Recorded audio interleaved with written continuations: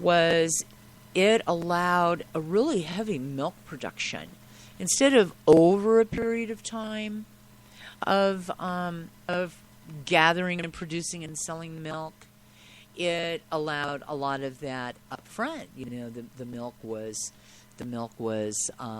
produced in huge quantities from the cow. What ended up happening with that, and dairy farmers kind of started shying away from it. And one thing I do have to say is I have a friend that used to work at Safeway's lab. And one thing that he said that he tested for was specifically for that genetic protein. Because when you're driving down the highway and you're rural, and you see all those milk trucks, the big, long stainless steel tankers that are go from dairy farm to dairy farm, all that milk is mixed up. Once it made it to the Safeway lab, before any of that milk was pasteurized and homogenized, it was tested in its raw state. And unfortunately, with the mixing from the different dairy farms, they could really never pinpoint what dairy farm it was coming from. Oh, heck. But what happened was when that was all mixed up, it contaminated the whole batch. And so what my friend did was that was one of the things that he specifically tested for, was this genetically engineered protein that triggered the hormone production of all of this excess milk. And so when he would test and that would come up, that hormone would come up, the whole batch was dumped. And I don't know how many gallons those tankers hold. I am not sure, but I know it's a lot. It's a lot. And then so I specifically know that was his job in the lab. So Safeway, for any of those listening that still have states where Safeway stores are still at, and I don't know about the other stores, so I mean I'll take that very much as a positive. Very much a positive that Safeway was doing something about this in the 90s by saying, we're going to test for this. And if this shows up in any of the dairy, because ultimately you have to understand that that store conglomerate is they're going to make butter. Right. It's going to be their Safeway brand butter. They're going to make cottage cheese. That's their store brand cottage cheese. So it's not only being filled into gallon jugs to be on the store shelves. There's other products that are going to be made out of that. So one thing that they found with that particular hormone, this protein this genetically engineered, patented, that's the key. Patented is, we've got 20 years, 25 years to run with this and make as much money as we can before everybody else is out there doing it. Well, and then what's unfolded before their 20 years or so was up is we had a problem with the dairy cattle. They were not reproducing. When they would try to breed them again, they were infertile. Oh, heck. So all of these dairy cows that they got all of this milk from up front, one of the side effects was infertility. We have a lot of infertility problems in the United States. People spend, collectively, millions and millions of dollars is put into. I mean, come on, you don't have, you see a, OBGYN and you do this, you get on all these medications and stuff, fertility drugs, and you don't have a child, you have a litter. You have a litter. And I'm sorry, let's keep all 8 babies. It's like, really, why don't you clean your diet up?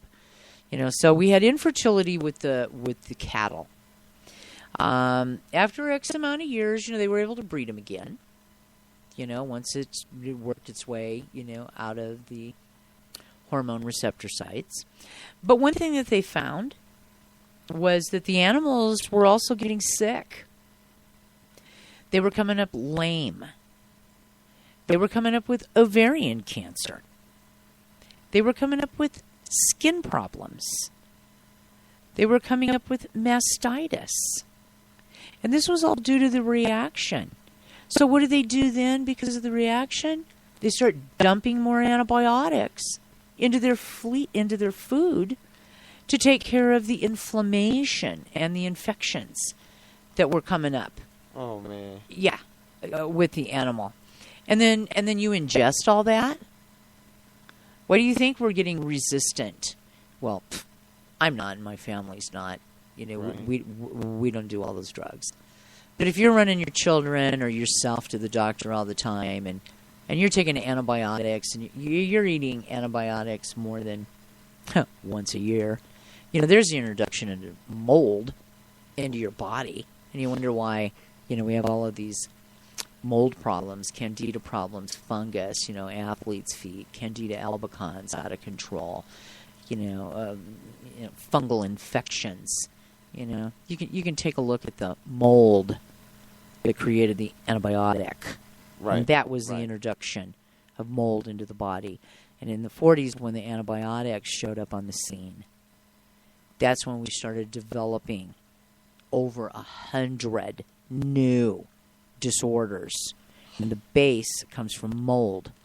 And cancer not only can be involved with, we have this methylation problem, which turns on the gene off and on for the mutated cells to stop growing. It's either going to stop replicating itself by the gene shutting it down, or it's not going to be able to shut the gene down. And it's going to continue to multiply and multiply and multiply and multiply and get bigger and bigger and bigger and bigger, Wow. and then metastasize and move to other areas of the body and grow and be abnormal and renegade, out of control. So, you have to understand where it's coming from. I mean, the best idea that I think is going on because of the food supply is in your backyard. Forget your grass in your yard next year. Plow that yard up and plant a garden. Right. Forget the yard. Mow the stuff out front, so that, okay, it has its curbside appeal. Right. Right. But in the backyard, if you're going to plant a tree, plant a fruit tree. Wherever you live in this country, there are certain trees that you can grow that will survive. And if you're lucky enough to live in a state like, Florida or Southern California, and hey, you can have mango trees and avocado trees and coconut and pineapple. Woohoo! Aren't you blessed? But those of us here in, Colorado and some of the colder states, we're gonna have to settle for, apple trees and peach trees and plum trees and, things that can survive our winters. So, but nut trees, when I had on my land down in Missouri, I had all kinds of nut trees. I had a walnut tree right by my driveway that was just phenomenal. It was probably 200 feet tall. Oh, my goodness. Wow. It was an easy... okay, wait a minute. Maybe it wasn't 200. It was at least 100 feet tall. It towered over the house. And, so the thing is start planting fruit trees. Forget mowing the grass in the backyard. If you have children, niche out a small area for the children to play that's chemical free. Right. We stop and think about, a lot of people take their children to these pristinely manicured parks and let them run around and play and roll around. Why do you think there's no dandelions there? It's been sprayed. Why do you think it looks so perfect? it's sprayed. And your children are out there, they're sweating, running around, the pores are open, it's hot, they're running around onto that grass. And then what happens? Oh, they're itching, it looks like there's a rash on their skin. It's direct contact with the grass that looked so harmless. Looks so pretty. Looked so pretty. And but it had plenty of the lush. chemicals on it. Right? And that was the reaction. So here we have the animals coming up with ovarian cancer, skin problems. They're lame. They've got a problem with their gait. So that's the reactions. They toss in all of the antibiotics. The problem is those antibiotics are then added into their already high consumption of the GMO grains. Because the majority of the grains that are genetically modified, that are affecting the RNA, DNA, they're fed to the animals. Yeah, we still get plenty of it at the grocery store. But the lion's share of it is fed to the animals. And then we consume the animals. And then that's where you start getting into really a lot of problems. So other countries, they ban all of this stuff. Because there's no proof. There's no proof that it's beneficial. So why add it? Why do we need that? And the United States says, well, it hasn't been proven dangerous yet. So, we've got a whole 180 different attitude. And I'm talking about, there's Canada, the UK, New Zealand, Australia, 27 countries in Europe. They ban all this. They ban GMOs. Right. And burn their crops, fields, and just to get rid of them. Yes. And so one thing that we have found. China's not even taking our rice or corn. Yeah. Wow. Exactly. Yeah, they're not taking our rice and corn. Isn't that amazing how they want to be particular about that? But they'll ship the toys over with the lead and the paint. Right. Yeah, let's let those little American kids, play with this and put them in their mouth and yeah. So yeah, really, a lot of different standards out there. Right. You've got to create your own standards for your family. You do. Honestly, you do. You do. You really do. And, I don't want to sound like a fatalist, but this is reality. I thought 37 years ago when I got into this, it's like I dodged a lot of tomatoes. People used to treat me like, okay, what planet did you fall off of? She must have two heads. Maybe she's a used car salesman. Hey. That's how I was treated. People would look down their nose at me. They'd call me a witch doctor. I found it very offensive. And, so here we are.